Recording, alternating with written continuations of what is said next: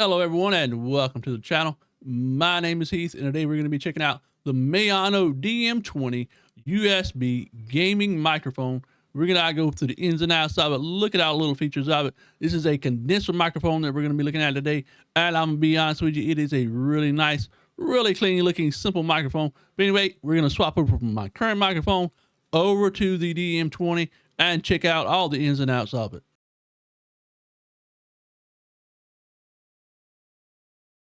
All right, so here we go. We have now switched over to the Maono DM20 gaming USB microphone with noise canceling.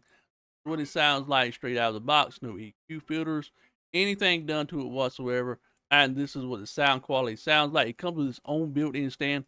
However, I do have it sitting on a stand myself to raise it up. That way it will be in closer proximity to my mouth. It does include an additional adapter. That way you can connect it to a boom arm. I would highly suggest you use the adapter and attach it to a boom arm. That way you get the best possible sound quality out of this microphone. One thing to take note of is Maono Link software does not work with this microphone. So any EQ, any filters will be handled strictly through OBS or whatever recording software you are using. I did go on the Maono website. There was a firmware update. Update was very simple to install. You download the update, draw the included software. It detects your microphone, updates the firmware. Once it's finished, close out the program and the microphone will be completely up to date. All right, so let's now go over the features of the microphone itself. There are two touch sensors on top of the microphone. One that will allow you to change the RGB lighting of the microphone. It does light up in the front and the back as well. There are many rainbow effects. There are also static colors. As you can see, as I'm pressing the microphone sensor, it does change the color. I like the purple pink color. It matches my whole theme of my setup in my room as well. There's also another sensor on top that will allow you to mute the microphone. The other sensor is located exactly on top of it as well. Once you just simply touch it, it will mute the microphone. And there is a light indicator on the front of the face of the microphone that will indicate when it turns red if the microphone is muted. If it is not muted, it will be green instead. There's also a gain knob located directly on the bottom of the microphone. You can use it to raise or lower the gain. But I should go through and raise and lower it just to give you an idea of what the differentiation is between the different gain settings. So we're lowering the gain down right now, and as you can see, my voice is down great. I'll raise it back up that way. All right, so we are raising the gain back up. On the face of the microphone itself, there is a 3.5 millimeter jack. If you want to monitor your output while using the headphone, there is a down arrow to indicate the halfway point of the gain. I currently have the gain set up to about halfway.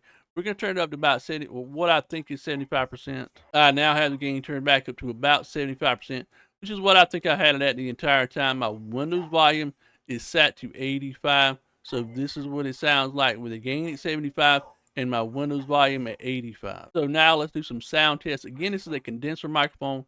So typically condenser microphones do not do a great job of isolating background noise. We'll do some simple tests like typing on the keyboard, touching my desk, touching the microphone itself, just to see if we can pick up any noise or any sounds from the background. All right, so we're just simply typing on the keyboard, just pressing the various different keys, space bar, things like that. But this is what it sounds like. Again, the microphone is in front of the keyboard right now. Most people be using it with the microphone behind the keyboard. These are the sounds that are being picked up without any noise gate on it whatsoever. I've now enabled a noise gate on the microphone, and we'll do the same sound test by simply tapping on different keys on the keyboard. And while I'm talking, I'm simply pressing keys on the keyboard, different Y, space bar, A, B, W, W, A, S, D keys on the keyboard. And this is the sound quality, and this is the pickup that it does with the noise gate enabled. Now that we've listened to the microphone with and without a noise gate on it, we're actually going to enable a 3-band equalizer. I noticed listening back to the sound quality of the microphone that it does have a really high ceiling or a kind of a high-pitched sound. So we're going to enable some low end on this microphone to see if that will actually enhance the microphone itself or make any significant changes to it. All right, so we have now enabled a 3-band equalizer. I've actually turned the low tones up a little bit higher. The high and mid tones are still the same. I actually think that it sounds a little bit better now with a little bit more low end on it. Let me know what you think down in the comment section below. Do you like it better with or without the 3-band equalizer enabled. So now that we've gone over the different features of the microphone, testing out the sound quality of the microphone, let's talk about the actual value of this microphone itself.